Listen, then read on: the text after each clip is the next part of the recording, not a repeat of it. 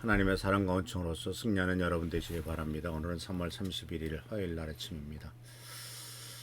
어제 말씀드렸던 부분들을 다시 한번 생각해 보면서 호산나 그리고 또 십자가에 못 박아라 라고 하는 이 말씀을 생각해 보려고 합니다. 우리는 예배를 드리면서 수없이 주여 기도하고 주님 하고 탄식하며 찾습니다. 근데 이제 주일날도 말씀드렸습니다만 중요한 거는 우리가 어떤 주님을 믿고 있느냐라고 하는 거죠.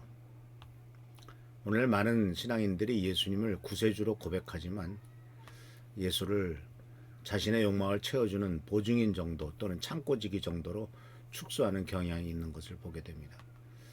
예수님이 내 삶을 안정시켜 주시고 내 문제를 해결해 주고 내 소원을 성취해 주고 내 불안을 줄여주고 내 자녀의 미래를 열어주는 분으로만 이해되기가 쉽죠. 물론 하나님께서는 예수 그리스도를 통해서 우리의 삶을 돌보시고 또 복음은 우리 인간의 살아가는 구체적인 필요를 외면하지 않습니다만은 문제는 바로 여기 있죠. 예수님의 돌보심만을 원하고 그분의 주권은 원하지 않는 신앙, 즉 메시아라고 하는 구세주는 좋아하지만 주인이라는 주님에 대한 그 통치는 거부하는 이와 같은 신앙이 우리 안에 자리 잡을 수 있는 것이 우리의 문제점이죠. 바로 이것이 신앙이 세속화된다는 것이죠. 예수님이 그렇기 때문에 우리는 여기에서 예수님을 따라가고 순종할 대상이 아니라 이용의 대상으로 전락하죠. 숭배는 합니다. 그러나 그 길을 따라가지는 않죠. 그래서 복음이 회개와 우리들의 삶이 변화되는 변화의 능력이 아니고 단지 심리적 안정장치로 축소되는 거죠. 내가 용서를 빌었어. 내가 회개했어. 내가 잘못했다고 인정했어. 그걸로 그냥 끝나는 거죠. 실제로 변하지 않고. 그렇게 되면은 제자도는 사라지고 흔히 말하는 종교적인 소비가 남게 되고 그리고 우리의 신앙은 이제 기대 중심으로 작동하게 됩니다. 그래서 기대 중심의 신앙은 몇 가지 특징이 나오죠. 첫 번째 특징은요. 하나님의 뜻보다는 그 나타난 결과에 아주 민감합니다. 내가 원하는 방향으로 일이 풀리면 호산나라고 하지만 주님의 인도가 내 계획과 다르면 즉시 낙심하고 불평하고 물론 십자가에 못 박아라고까지는 하지 않겠지만은 더 이상 호산나라고 말하지 않습니다. 하나님의 섭리 안에서 모든 것이 합력하여 서로 선을 이룬다라고 하는 분명한 하나님의 말씀에 대한 굳건한 믿음보다는 당장 눈앞에 보이는 결과에만 일희일비하게 된다라고 하는 사실이죠. 둘째로 이 신앙은 순종보다 효율성을 중시합니다. 무엇이 진리인가라는 것을 묻기보다는 무엇이 내게 유익하냐라고 하는 것을 더 묻게 된다라고 하는 거죠. 그래서 하나님의 말씀에 대한 절대적인 순종보다는 그 말씀이 내 삶에 어떤 실질적인 도움을 줄 것인가라고 계산하는 경향이 있게 됩니다.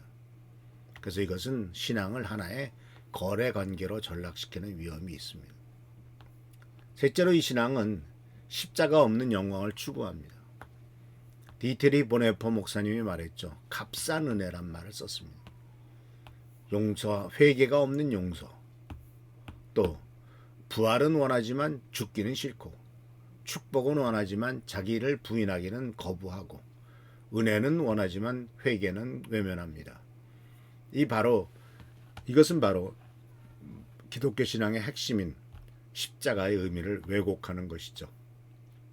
십자가는 고난과 희생 그리고 죽음을 통해서 얻는 진정한 영광을 상징하기 때문에 십자가를 통과하지 않은 영광은 허상에 불과하다라고 하는 거죠.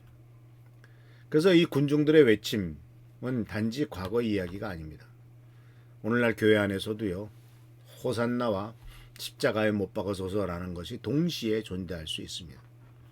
입술로는 예수를 경배하면서도 실제 삶에서는 예수의 길을 거절할 수 있죠. 그래서 이것을 실천적 무신론자란 말을 씁니다. 예배당 안에서는 경배하지만 생활 속에서 월요일부터 살아가는 삶 속에서는 예수 그리스도의 통치를 잠깐 멈추는 유보시키죠. 주일에는 메시아를 환영하지만 월요일에는 메시아의 간섭을 불편해하는 이중적인 모습이 우리 안에 있을 수 있다라는 것입니다.